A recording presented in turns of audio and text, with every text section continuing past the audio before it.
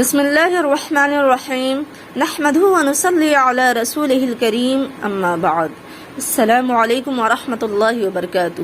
میری عزیز بہنوں، آج آپ کے سامنے ایک بہت ہی اہم بات ذکر کرنے جا رہی ہوں، غور سے سنیے گا۔ اکثر عورتیں ہمارے پاس آ کر شکایت کرتی ہیں کہ مجھ پر فلاں نے جادو کر دیا ہے، میرے ساتھ اس طرح کی حرکت ہوتی ہے۔ اس چکر میں بہت سارے گھرانے اور بہت ساری عورتیں پوری زندگی در بدر بھٹکتے ہوئے گزار دیتی ہیں۔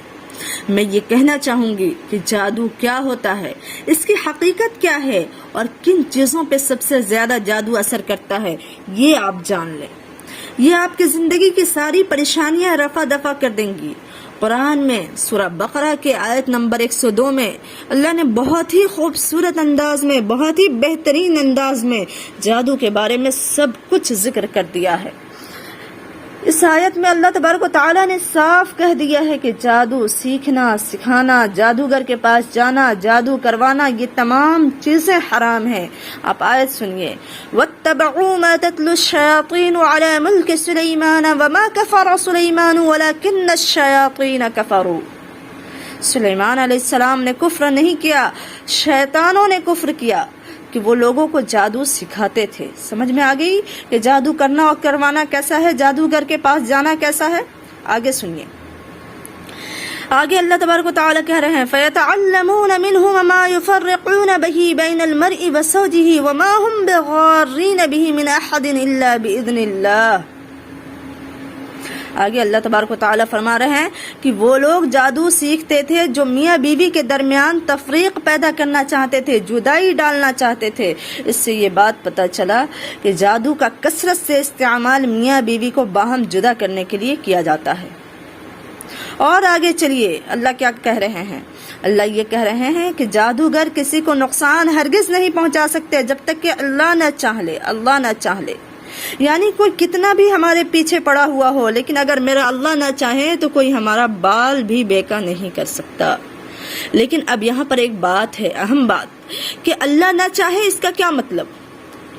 اللہ نہ چاہے اس کا مطلب یہ ہے کہ جب تک آپ جادو سے بچنے کی دعا پڑھتی رہیں گی کچھ نہیں بگڑنے والا۔ اور دوسری چیز کہ جو سر کے بال ٹوٹتے ہیں، جھڑ کے گرتے ہیں، اس کو کسی کے ہاتھ نہ لگنے دیں، اپنی کنگھی کسی کے ہاتھ نہ لگنے دیں، کیونکہ ظالم لوگ یہی بال لے کر جادو کرتے ہیں۔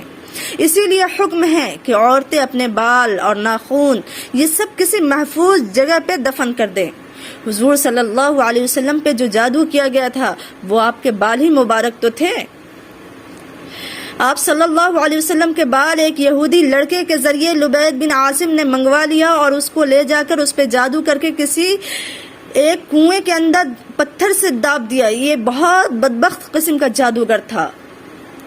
آپ صلی اللہ علیہ وسلم کی حالت دن بدن اب تب کی ہونے لگی۔ پھر جبرائیل امین تشریف لائے اور جس کنویں میں پتھر کے نیچے دبا ہوا تھا، آپ کے بال مبارک کو دفن کیا ہوا تھا، وہاں سے نکالا اور اس میں 11 گرہیں لگی ہوئی تھی، یعنی 11 مرتبہ کچھ پڑھ کر کے اس پہ جادو کیا ہوا تھا۔ تو سورہ فلق اور ناس کی 11 آیتوں میں سے ایک ایک آیت پڑھتے گئے جبرائیل امین اور حضور صلی اللہ علیہ وسلم شفایاب ہوتے گئے۔ تو سب سے زیادہ جو جادو کا اثر ہوتا ہے یا جنات عاشق ہوتا ہے وہ انہی بالوں پہ ہوتا ہے۔ اس لیے اپنے ٹوٹے ہوئے بال، عورت ہو یا مرد ہو، کسی محفوظ جگہ پہ حفاظت سے دفن کر دیں، یا چند بال ہیں، 2-4 بال ہیں تو اس کو ٹکڑے ٹکڑے توڑ دیں تاکہ اس پر کسی کا کوئی جادو اثر نہ کرے، اس پر کوئی کچھ کارروائی نہ کر سکے، اس پہ گرہیں نہ لگا سکے۔ بالکل اس کو چھوٹا چھوٹا کتر دیں یا بالکل چھوٹا چھوٹا توڑ دیں تاکہ وہ اپنے مقصد میں ناکام ہو جائے۔ اور ویسے بھی حتی الامکان اپنے بالوں کی، اپنے کنگھوں کی اپنی حفاظت کرنے کی کوشش کریں۔